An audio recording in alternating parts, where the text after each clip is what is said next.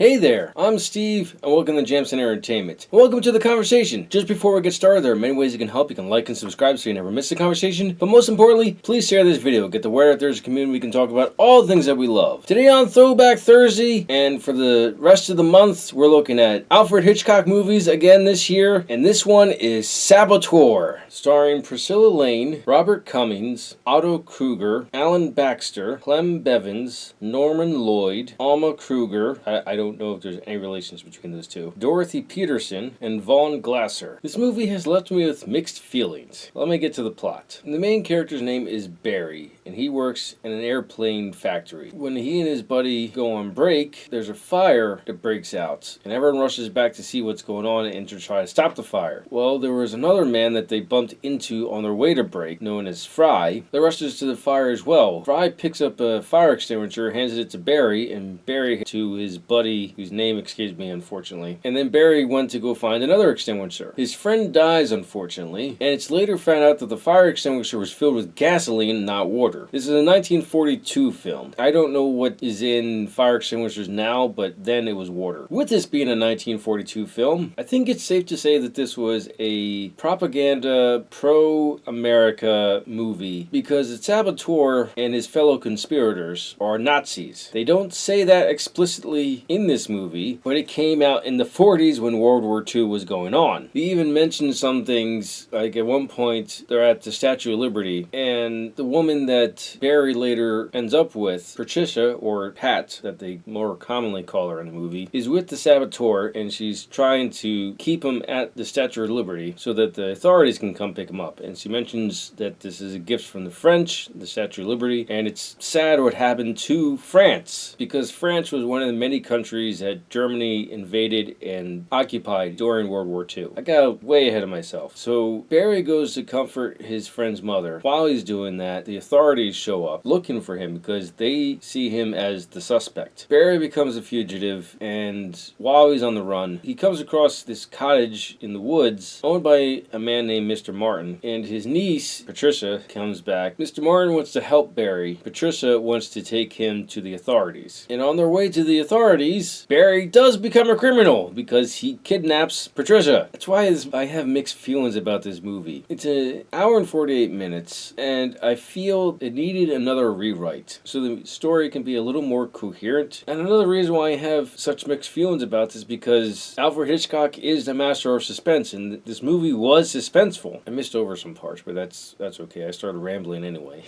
I really was on the edge of my seat, like, what's going to happen next? And when the movie reaches its climax, it just ends. There's no going over, like, okay, so here are the rest of the conspirators. Let's apprehend them so we can put them behind bars. None of that. The climax happens, and then it just ends. This movie needed another rewrite. While I was watching it, I was like, maybe this movie needs a little more time put into it. And then at the end of the movie, I hit the information button on the remote, which would tell me how long the movie is. I was like, no, this movie has plenty of time. This is one of Alfred Hitchcock's earlier films. I'm not sure if this is his first one or not, but you can definitely tell that he's still working out his craft. He's honing his skills. There are definitely subtle things he does in here, visually storytelling wise, that are very good, and I liked it. For instance, Patricia and Barry get captured by the Nazis, and they're at this banquet, and they're in this private room, and there's a row of bookshelves, and there's a book that says escape on it, and Barry's rubbing his thumb back and forth underneath the word escape, trying to signal to her to escape. There's other little subtle things in there like that makes this movie enjoyable. But because the story needed another rewrite, and it does drag a little bit, I can only recommend that you catch this on streaming. Those are my thoughts on Saboteur. Let me know your thoughts in the comments below. Thank you for watching, and live your imagination.